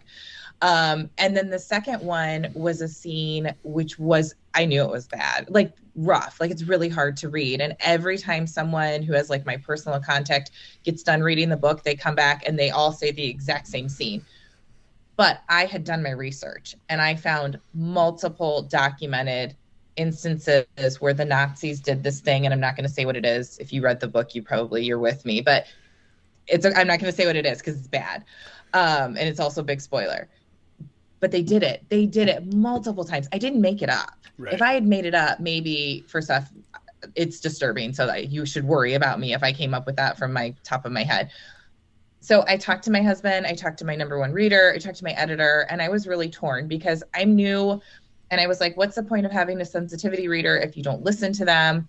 And my husband finally was like, if we water down history, if we say, you know what, this thing that the Nazis did that we know they did is too hard to read, we shouldn't put it in a book. He's like 50 to 100 years from now, people are going to be like, why is everyone so hard on the Nazis? I don't really feel like what they did was so bad because we've changed it. And he said, I think you need to stick to your guns. And my editor immediately was like, don't change it. Let's rework like this one sentence. This softens it maybe just a tiny bit. But at the end of the day, what they did is what I wrote. And that's what people have to read. And they've got to learn to swallow it. And it is unpleasant. It's awful. So that was actually my experience with the sensitivity reader. So it was not bad at all. It really made me think a little bit more of like what was impactful. And it's don't use gruesome and brutality just for shock and awe factor, right? But like really be purposeful with it. And that is why I did not take those things out, because I had done my research and I just felt really strongly that it needed to be there. So it was a good experience. And especially when you're writing from a different point of view than what you really truly can understand and have lived yourself, I would do it again in a heartbeat. Yeah. Yeah, I was curious because I usually is always sex or violence that little flag, something like that. It was like, oh, well, this is a little graphic, and it's like, yeah, well, I don't know. I'm torn on the sensitivity reader stuff because I'm always just curious. So I always like to hear authors' experience with it because I don't know. I feel like it does almost put authors on the defensive before the books even, before readers even had a chance to get their hands on it. It's you're kind of like trying to justify why, and then you spend like even if it's just a few hours or 20 minutes or something agonizing about this decision, and you're like, wait a minute, why am I agonizing about this? It's real. Like there's a reason I put it in here. Yeah. So it's always interesting. Please. I'm like the least confident writer, partly because I'm brand new, and also just like that's just partly my personality. So anytime my editors probably loved working with me. They're like, we think we should change that. Okay, if you think so. Right. Yeah. So actually, it was really nice to have my husband and my best friend and my editor kind of stand up for me and give me that confidence of like, no, I wrote this. And the more actually I talk about it with people, the more I'm so glad that we kept it in, because I did feel strongly about it, but I was afraid to feel strongly about it because I don't, you don't want to be a hassle. You don't want to be too hard, difficult to work with. Wanted everybody to have a good experience working with me, so they want to work with me again. So editors from Greenleaf, though, were just so supportive, and they really just believed in the art of the book and supporting me in that way. So I have nothing bad to say about the publishing experience that I had. Yeah, good. Because it's always things I hear, or people write an article or something. So I like to hear it from the horse's mouth, so to speak, people that actually experienced it. Yeah. And then listeners get to hear it too. So I like that. Speaking of publishing industry, is that you had an interesting blog post about your time with a literary agent. What was your experience with hunting for and finding a literary agent? Our listeners love this sort of thing. They're not going to love my story. It was so easy. I got so lucky in finding an agent. I knew the second that it happened so quickly and so easily. I knew I was in for a very rough journey after that, because that part was too easy. So I can only tell you what I did. And my guess is this is never going to happen to me again. I took a day off work and I went through all of the marketing deals, looking for historical fiction agents. I had already started making a list of agents from books that I liked, that I was I'm kind of Ariel Lawhorn and I are totally the same person. Her agent will love me, Right. Joking, of course. So writing down different agents. And so I had probably 75 different agents that I thought maybe could be a good fit. And so I spent a whole day really researching and ranking and perfecting my query and my cover letter and all the stuff. And so I just was I'm just going to start sending. So on that very first day, I sent to my top 5 picks. That was a Friday. Sunday morning, one of my top 5 picks emailed me and was could you send me the whole manuscript? And so I'm trying to cool down the emotions and be yeah, okay, that's probably just normal. And then, I start reading that wasn't normal. By the next Friday, so I'm now 1 week into this, he called and asked to, work together. So it was way too easy, especially because he represented the estate of one of my favorite authors. It was just so excited.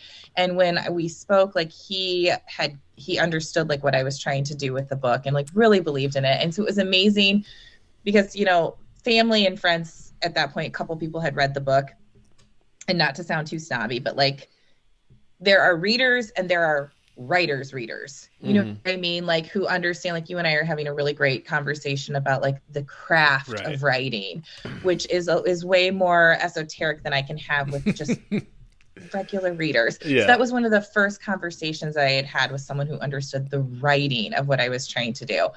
And so we worked together for a year. I kind of at one point said, I think you're trying to get me to play varsity, but maybe I'm only ready for JV. So for a year we worked together.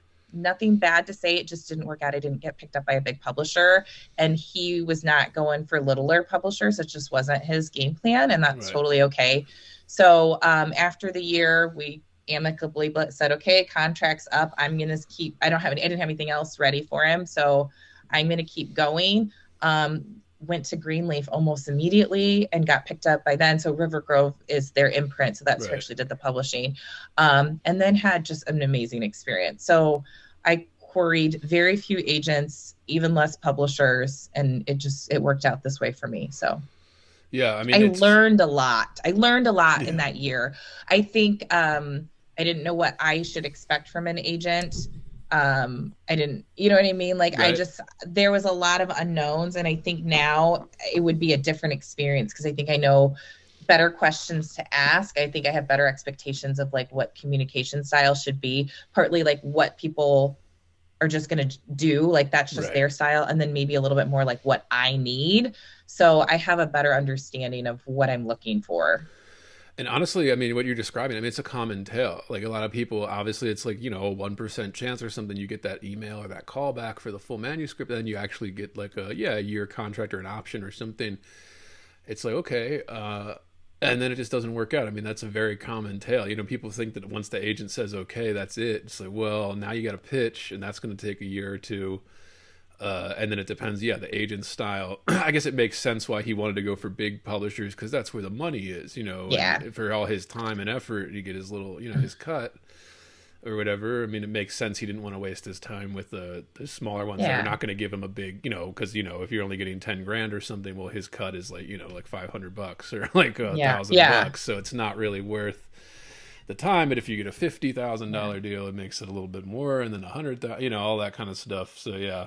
I mean, yeah, it's just, I like that you have that. And then and this is on her blog too, listeners. You can go there. It's linked below as well. But yeah, I found that very interesting that you shared that with your journey. And then there was also another great piece on your blog about finding inspiration for stories from the places you visit. And I wanted to just have you go into that a little bit. You know, how do you do that? And what do you mean by that? You know, finding inspiration from these locations.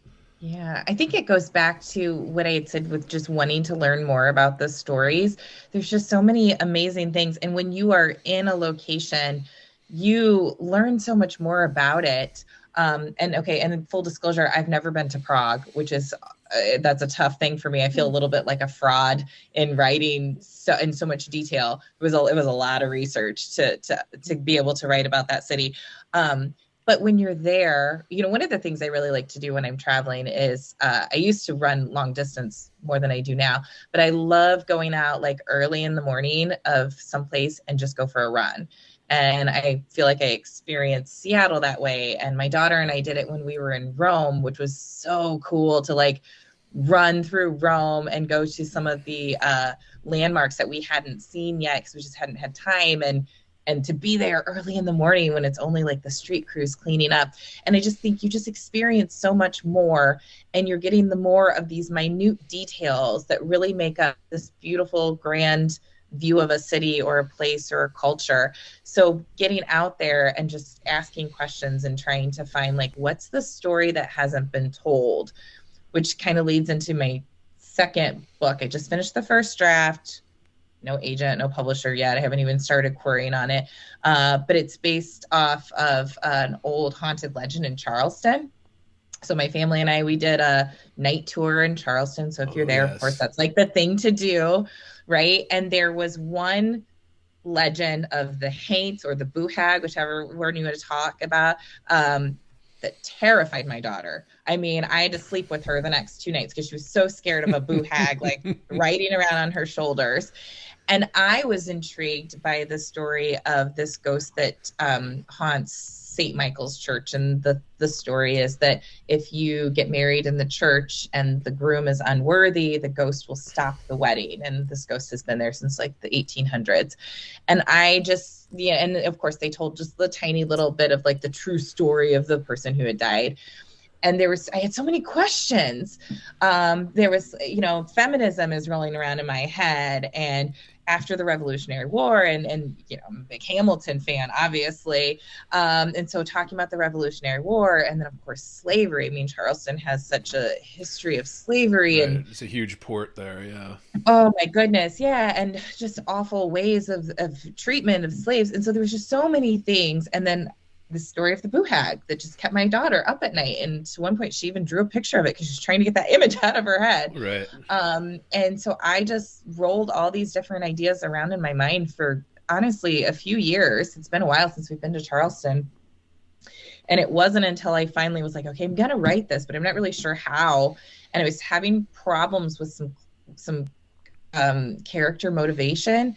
And then, you know, going back to the classics, like who understands characters better than anybody is Shakespeare. Mm-hmm. So I decided the bones of the story is actually a retelling of Shakespeare tragedy. And then I started just piling on all these Charleston legends and Revolutionary War. And really the idea is like the different ways that we can be trapped, whether by like social norms, if you're like a woman in the 1800s, obviously like slavery, right? If you are a Black person living in Charleston in the 1800s, but also like mental health issues or PTSD of somebody who's lived through the Revolutionary War and fought in like the lowlands and the swamps of South Carolina, and how that would trap you, even though you're experiencing this like much better way of life, right? The war's over.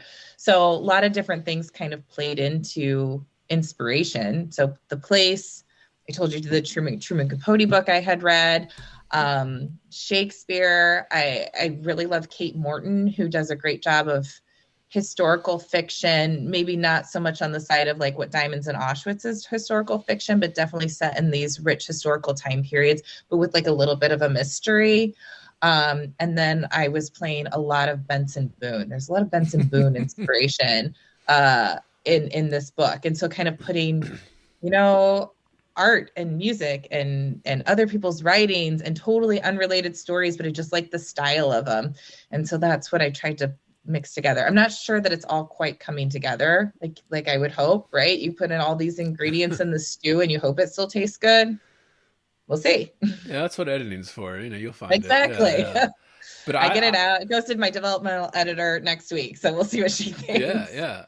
And I want to get to that too. Yeah, the last couple of questions are all usually craft for your specific process and all that too. It's always fun. But that, and I think I liked, the reason I brought this up is because when I saw the blog post and I was reading it and I was like, okay, I agree with this, where I think that I'm a big vibes person. And I know that's not the best word to describe some of this, but the energy you get when you step off the plane or the train or whatever, and you're in this new city or this new place, whether that's vacation or you're just passing through or whatever it is, you immediately are hit with the energy of it. What that is it laid back, all that kind of stuff. And I don't know, I find it harder to write about a place when I'm currently living in it. Like for some reason, when I was living in Lake Charles, like I never wrote about Lake Charles or like the southern Louisiana or anything like that. But then as soon as I moved away, I was just obsessed with this idea of writing about that space and that culture and that place. And even so, that I live in Vegas now, I've tried to write some stuff based in Vegas. It's always more difficult for me. I wonder if I have to move away in order to go back to it. It's like you need that distance, right? Yeah. It is. It's just, you pick up on these things. I don't know. I mean, I think that's great to kind of, you see this one little thing and then that romanticism, you pull a thread out of that. But yeah, I love that. Okay, yeah. So the last couple of questions here are all writing-based questions and craft styles. So we like to ask all writers that come on here, what is your routine like? What is your writing routine like? What do you like to do? Yeah, I'm very regimented. I think this must be like the banking finance side of me. Like a true creative probably is like, I'm way too disciplined. But also, I have a full-time job. Right. I have, as everybody has so many things that they're trying to juggle. So my time in front of the computer working on my stories is very limited. So it has to be really focused. Right. So I do outline. I've got a pretty good outline. I've got a notebook where I jot down different ideas. I'm not committed to writing it perfectly in order. Like if a different scene hits me, and even if it wasn't in the outline, I'm going to write it, and then I'll work it in, or maybe not later. So I don't have any problems writing out of order. But I also end today knowing what I'm going to write tomorrow. Even if I'm not really sure what's going to go beyond that, I might even cut myself off a little bit early. Like I might have the juices flowing, but I need to be motivated to get back to the computer the next day. Like I need to know what I'm going to write, because if I don't know what I'm going to write, I won't go back. I don't go back, right? I don't know who wants to just sit there, and I don't have time to just sit there in front of a blank screen. So I always make sure that I know what tomorrow's project, what the scene is going to look like, what the idea, like what I'm trying to get across. And I think I didn't quite figure that out until like really late in the game of Diamonds in Auschwitz, of like, that's what you have to do to stay motivated. So I have like a very specific word count, like every week, like I'm really trying to hit this word count. Again, like I'm a little crazy with my schedule, but that's also too, because it's like, I have so much in me that I want to write. And if I just dawdle with this one book for the next 2 or 3 years, like something's not going to get written. That's how I feel about books that I want to read too, right? Like I'm not messing around with a book that doesn't catch me in the first quarter. Like I'm moving on and we got to go to another. I got too many books to read.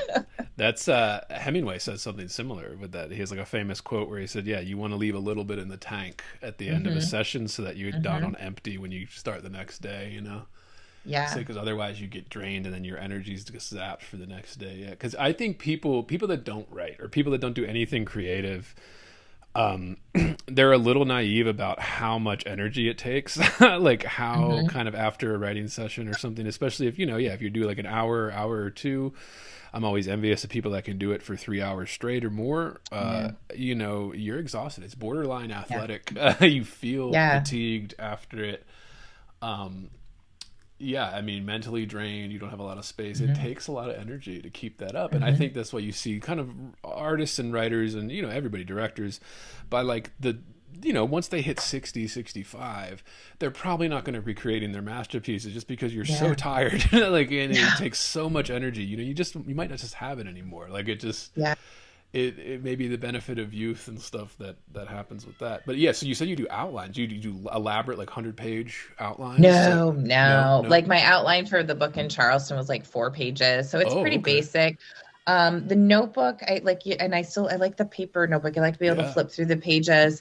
That's where, like, if I know I want a scene, that's where I start jotting down like maybe inspirations for that scene, or like, I might just have like 4 lines of dialogue that I know I want to fit in there. And so that's when I write things down, and that's my brainstorming, and, it's a mess, and I cross things out and I highlight and I circle. And so that's the pages that I'll have open. But no, it's more like a basic idea of like, these are the different things, like plot points that I really want to hit. And when you do that, do you have like a brainstorming session, or is it just stuff as it strikes you, you write it down in the notebook and then you kind of piece it together as the process? Yeah, like that. Exactly. Yeah. When I was working on the Charleston one, I was trying to fill in like other Charleston legends, kind of like an Easter egg hunt, right? Like, there's another ghost. And if you know anything about Charleston lore, you might hopefully be able to recognize them. I literally started writing things on Post-it notes, and I just had spread out on my wall and was like moving them around. Like, I know what these characters are going to do, but I also want to work in these, and I want to have like the boo hag and so I just had like all of my main like kind of action points on, and I just spread them out and moved them around. That's interesting too. Yeah. Cause we like to get into these details on this podcast. Cause you have some writers that are like, they can't write a word without doing like, a 200-page outline, almost as long as the novel, right? Every little detail, every beat planned out, thought about like for a long time. And not to say that it couldn't change. I know most people that outline are open to changes because you have to in the creative process. But yeah, it's just curious because everybody has their own style. Yeah, like we've had writers on that just don't do any outlines. I have experimented. Like I've gone back and forth. I think the outlines are very helpful, but then sometimes it's more fun to just fly by the seat of your pants or do a combination. Like it's. So we're always curious. Yeah, everybody has their own kind of techniques, and it's funny how it's like based around your life, right? So you have kids, you have your job, you have this, relationship, family, marriage, all this stuff that comes in, and you just have to kind of piece it together somehow. And I just love hearing like it's almost like a process of discovery, right? Like you're finding these things as they bounce around, and that's another theme on the podcast. We like to hear about that. So. And you said handwrite. So you like to do notebook first? Do you type or do you do handwrite combination? What do you handwrite? Like? Yeah, I basically full prose handwriting, like first draft or something, or and not. It's just more like notes, like things I want to include. So I start researching, right? Like and so there's things in the history, or like there's scenes or settings that I want to make sure I hit. So everything gets like a page. Remember in Diamonds in Auschwitz, I just had pages for all the different chapter ideas, but all the different parts of history. And then as I did more research, I'd flip back and add to it. And then that really helped in my mind craft that story. When I sat down to write Diamonds in Auschwitz, I had no idea about the art class in Terezin. I had no idea about the Red Cross visit, which actually ends up being kind of the catalyst that ships Han and Samuel out of the ghetto, and all these things were historical. I just added them. I just thought, well, that's really cool. All right, am I going to work it in? How can I work it in? Yeah, that's fantastic. Neil Gaiman has that great quote where he says, the first draft is just you telling yourself the story. Yeah. And all these things are missing from it. And then when you go to do that first rewrite, second rewrite, third rewrite, like it just kind of you start to see all the missing pieces, and you start to move things that you can start to tell the story for an audience as opposed to just yourself, where it's about I'm a big believer in just getting it out, get that first draft done, 100% agree, maybe even set it aside for a little bit and then come back, start rewriting. I'm like, even if you have to rewrite word for word, just start retyping. You will just see all of this stuff flesh out, fill in all these things that were in your head that didn't make it on the paper in the first draft. come out in the second, the third, the fourth, like, yeah, like it just, and then, then you send to the editor and you have that process that helps. But yeah, we love those types of details on this podcast. Another one, and again, we don't need numbers or anything like this, but we ask all writers that come on this, how do you make a living? You know, do you make any money off the literature? And again, we don't need numbers, but we ask this because, you know, it's tough out there for writers. Yeah, it's tough. It's tough to make a living as a writer. So we do this one to kind of dispel the illusion that all these writers are millionaires. But also just because I think it helps listeners where they're like, that are struggling, be like, yeah, you know, everybody's doing the same thing. It doesn't matter. We've had people that have won, you know, MBA awards and they can't make a living writing. Okay. Like they're teaching or they're doing something like else with a, so yeah, how do you make a living? Do you make any money off the literature? Not yet. So, you know, when I started working with Greenleaf, so they're actually a hybrid publisher. So there's definitely some investment on my end. Right. They were so great about just setting real expectation. They're like, what's the real expectation for this book? And, you know, I know enough about the publishing journey that if you're going with a hybrid publisher, you're not going on a New York Times bestseller. Like it's just, that's not happening with this book. And I said, I want this book to do well enough that a bigger publisher will look at me for book 2. That was my goal. My goal is not to make money on this book. I really doubt it. Even like a respectable debut author, I mean, we're not talking hundreds of thousands of copies, maybe thousands, maybe, you know. Yeah, maybe 1,000. I think, what was it? During that lawsuit for the, when Simon & Schuster was trying to buy Penguin Random House, that got shut down. There was all these numbers that came out, and I said I think that the average debut author that's on like a Penguin Random House, like so a huge Big 5 publishing contract, I think they said the average sells 250 copies. Yeah, barely. I gave myself a goal. Yeah, I gave myself a goal. Like if I could do 1,500 copies, like basically in the first year, you're ahead of the game. Yeah, I'm gonna feel like that is a respectable number. So you read some of my blogs. I think I'm very vulnerable and very upfront of like not knowing what I'm doing and just kind of like the emotional, social, the anxieties, all this stuff of being a writer and trying to make this work. I had in my head when I was working with an agent that if I couldn't make it work with this agent, like that was it. That was my one chance in this industry. What's worse than not getting an agent and losing an agent? Well, I'm learning so much. Like there's not one way to do things, and there's not anything that you can do that's just going to cut you out forever. And I think that's what I had in my head. Like I have to make this work or nothing is ever going to work. So my thought is like, just make the number somewhat respectable enough to earn a little bit of like, okay, she doesn't completely not have any followers, right? So my goal's been 1,200 to 1,500. I will not make any money if all I sell is 1,500 books, but that's okay. I think that's enough to hopefully get someone's attention for the next one. I will say I'm more than a third of the way there, and the book's been out for not quite 2 months. So it's going well. I haven't gotten a single check yet. Right. Yeah. Royalties won't pay out till like June or July. But that's okay. That wasn't the purpose. It is more outlay, even if you have a traditional publishing deal, than I had realized, because, you know, you could write the best book, but if nobody knows it's out there, there's nothing that you can do. And so it costs to have a publicist, though it's totally worth it. I loved working with PR by the Book. They're wonderful. It costs to enter into contests. You need contests to give yourself a little bit more credibility. So, you know, I've done that, racked up a couple contest awards. So that's great, but like $50, $75 a pop, right? So all these things cost money. So no matter what kind of deal you have, like it's going to be some sort of outlay. So you have to really just look at the long-term goal. Right. I think my husband and I were like, maybe the third book will make us some money. That's the goal at this point. First book, nope, that's a loss. Second book, maybe it'll help make up the loss from the first book.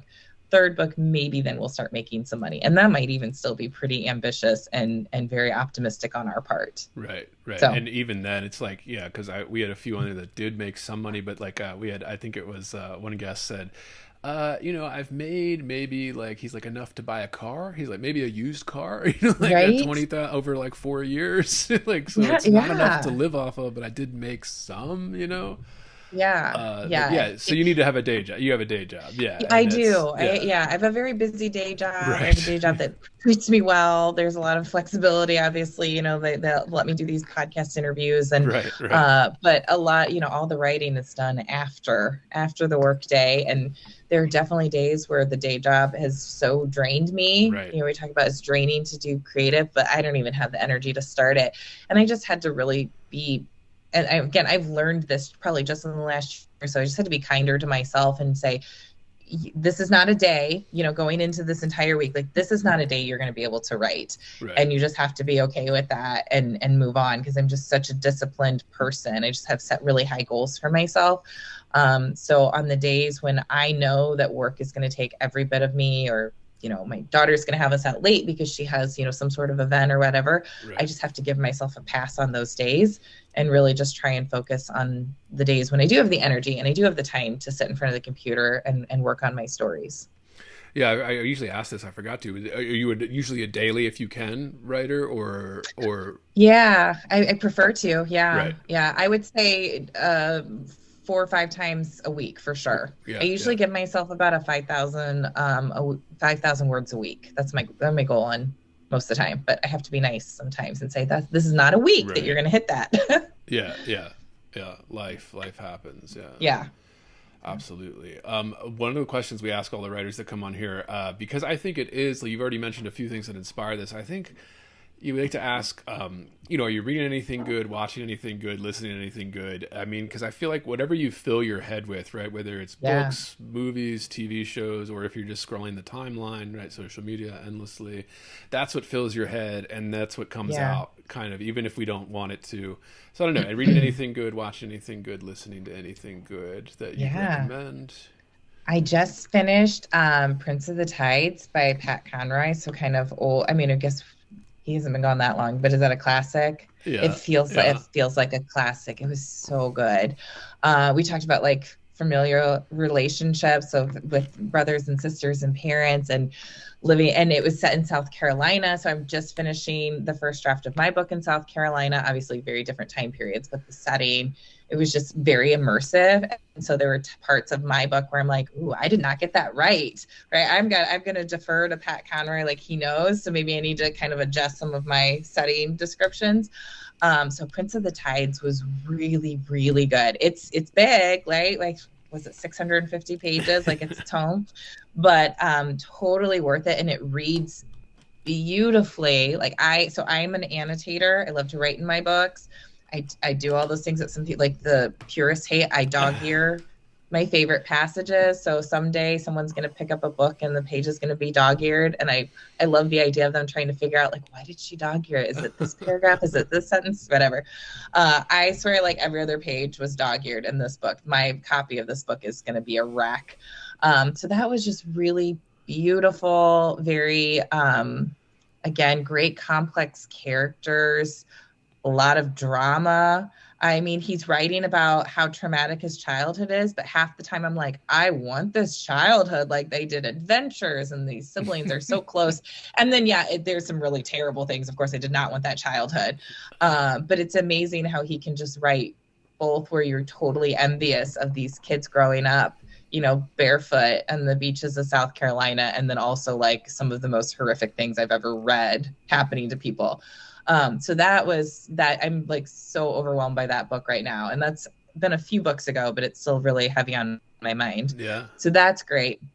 I've been listening to a lot of Benson Boone. He has some very soulful, like just very, like, I love beautiful things. And people are like, oh, it's such a wonderful love story. I'm like, it is, but kind of not. Like that character or that singer or whatever, that point of view is like, definitely has some issues, right? Yeah. Like he's kind of screaming for a reason because there's just so much emotion and desperation to like be loved and keep these people with them. And so that's been a big inspiration for the book that I just finished the first draft on. So yeah, those are kind of, and I always listen to Queen. I'm a huge Queen fan. Right? Freddie Mercury. Do you put on music while you write or edit?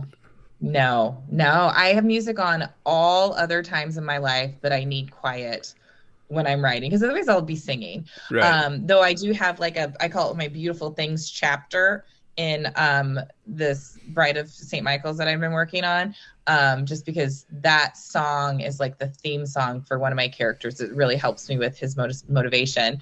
And so I did listen. So I was kind of listening to this song when I'm writing the chapter, and then I was getting distracted because I was like screaming the verses, right? And so I turned it off, and like the craziest thing happened. It was like windows were open, and we live on a small cul-de-sac road by a lake, and somebody was driving down a road. This has never happened. Someone drives down our road, and he was on a motorcycle, and I am not joking, blaring Beautiful Things. I am writing my Beautiful Things chapter, and this motorcycle is coming around my house, and I can hear the song playing from their like grainy radio station. And I was like, oh my gosh, I have struck the right note though. Like that to me was like, you know, the heavens were shining down a spotlight of sun on me, and like, you're doing the right thing. The synchronicities. Yeah. Yeah, that was Absolutely. crazy. A sign. Yeah. When people come like, oh, give me a sign. It's like, well, it's right here. There it is. The synchronicities. It is the motorcycler playing their music way too loud. I always think of that Mel Gibson kind of monologue in Signs, right? Well, it depends what type of person are you. Are you the type of person that believes that there are no coincidences? You know, like, like, are you that type of person? Because that makes your life a little different. And the final question we like to ask is, what are you working on now? You said it's that new novel.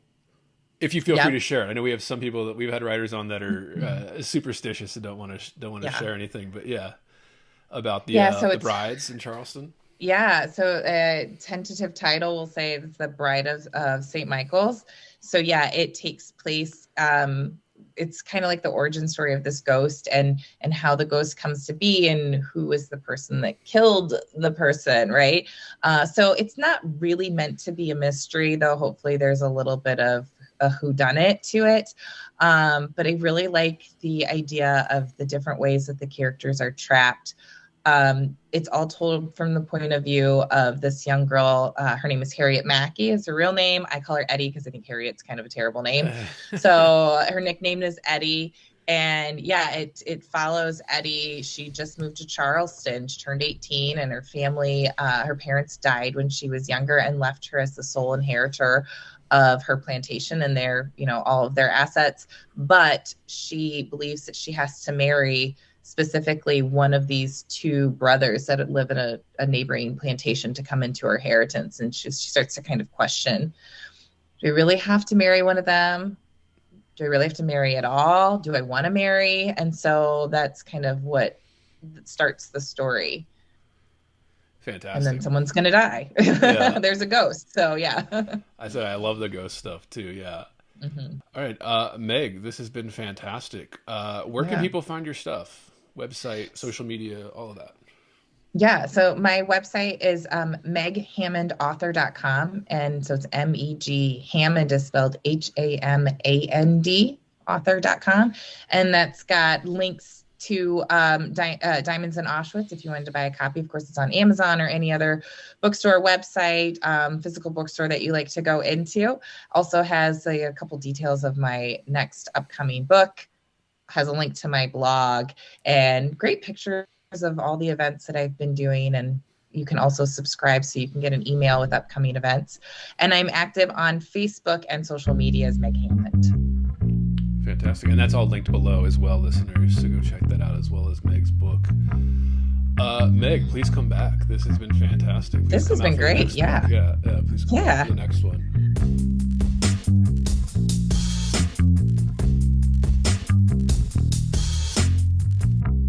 Heavy. Bored. Heavy. I am heavy, heavy, heavy. Bored. I may say that the male is entirely hostile. No! Resources. Life, friends, is boring. We must not say so.